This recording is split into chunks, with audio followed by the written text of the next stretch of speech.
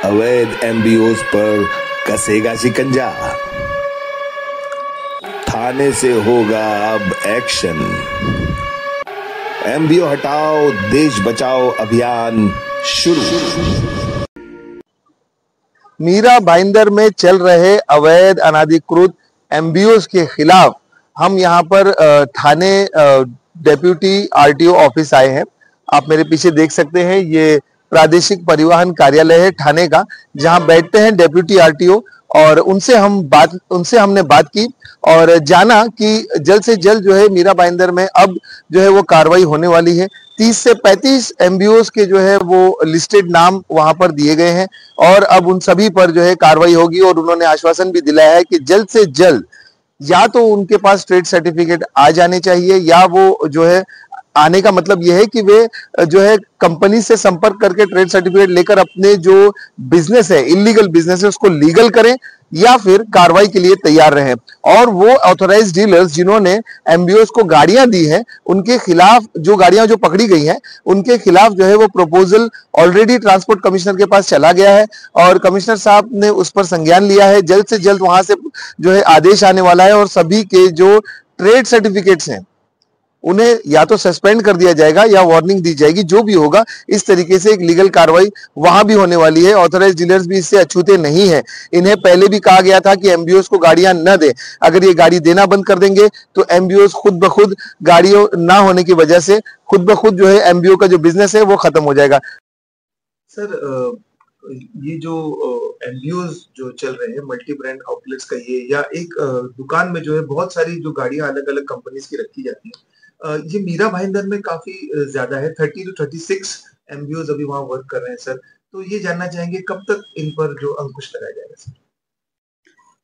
मीरा भाईंदर परिसरात बेकायदेशीर पद्धतीनं एमबीओज किंवा सब डीलरच्या माध्यमातून वाहन विक्री होत असल्याबाबतचं निवेदन झुंजार केसरी तर्फे कार्यालयात प्राप्त झालेलं आहे।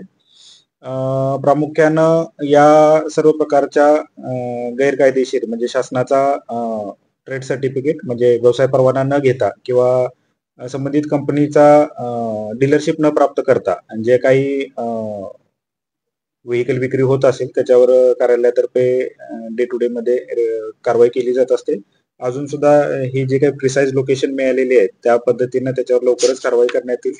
संबंधित जे विक्रेते असतील त्यांनी एकतर ऑथराइज्ड डीलरशिप मध्ये कन्वर्ट व्हावं, त्यांनी त्यासाठीचे आवश्यक शासन परवाना प्राप्त करून घ्यावा, त्यानंतर ते व्यवसाय करण्यासाठी फ्री आहेत।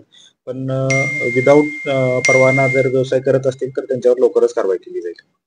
सर, ऑथराइज्ड डीलर्स जे गाडी पुरवत आहेत एमबीओज ना, त्यामध्ये जो रायडर आहे जो गाडी घेऊन जातो तो काहीही करू शकतो असं, म्हणजे त्यामध्ये एक नॅशनल सिक्युरिटी थ्रेट पण दिसून येतोय सर, त्याच्यावर आपल्याला काय बोलणं? प्रामुख्यानं ज्या एमबीओज आपण म्हणतोय मल्टी ब्रँड रिटेल आउटलेट करणारे वाहन विक्रेते, ते कुठल्या तर ऑथराइज्ड डीलर कडूनच वाहनाचा पुरवठा घेत असण्याची शक्यता आहे। तर त्या ऑथराइज्ड डीलरनी सुद्धा अशा प्रकारे ट्रेड सर्टिफिकेट वर कारवाई होईल किंवा त्यांचे ट्रेड सर्टिफिकेट निलंबन करण्याची शिफारस करावी लागेल अशा प्रकारचं कृत्य करू नये। या पद्धतीतून बरेच प्रश्न नव्यानं निर्माण होतात आणि त्याच्यावर कारवाई करणं मग क्रमप्राप्त होतं। तर ज्यावेळी अशा प्रकारच्या मल्टी ब्रँड रिटेल मध्ये वाहन शासनाला अडवून येईल तर त्यावेळी त्याच्यावर वाहन प्रणाली शासनाचे जे सॉफ्टवेअर आहे त्याच्यावर ब्लॉक करण्यात येईल आणि संबंधित जो डीलर असेल ज्याच्याकडून हे वाहन प्राप्त झाले असेल त्यांना सुद्धा याची कारणे दाखवा नोटीस देऊन आवश्यक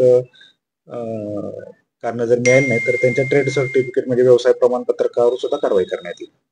सर, एक शेवटचा प्रश्न आहे आता की आपल्याकडून प्रपोजल भरपूर वसई विरारकडून पण आणि आपल्याकडून पण भरपूर प्रपोजल जे आपण कारवाई केलेत त्यांचे प्रपोजल केले की दुसरे जे ऑथराइज्ड डीलर्स आहेत त्यांच्याकडून गाड्या आल्यात त्यांची ट्रेड सर्टिफिकेट कॅन्सल व्हावी किंवा सस्पेंड व्हावी म्हणून, तर तसे प्रपोजल आपण टीसी साहेबांना दिलेत का ट्रान्सपोर्ट कमिशनर साहेब? जेव्हा अशा प्रकारच्या व्हेकल आढळून येतात की ज्यांना ऑथराइज्ड डीलर तर्फे विक्री जात नाही तर त्याच्यावर ऑथराइज्ड डीलरला त्याच्याबद्दलची कारणे दाखवा नोटीस दिली जाते। त्यांचा त्याबद्दलचा खुलासा प्राप्त झाल्यावर तो खुलासा जर मान्य करण्यायोग्य नसेल तर त्याच्यावर कारवाई करण्यासाठी वरिष्ठ कार्यालयाला ते प्रपोजल पाठवलं जातं.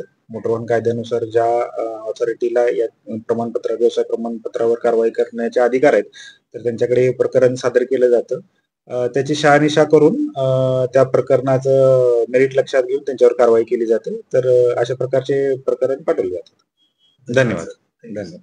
और अब एमबीओस के ऊपर सख्ती से और जोरदार कार्रवाई जो है मीरा भाईंदर में आते दिनों में देखने को मिलने वाली है। तहलका न्यूज इंडिया के लिए मैं बिलाल शेख थाने से।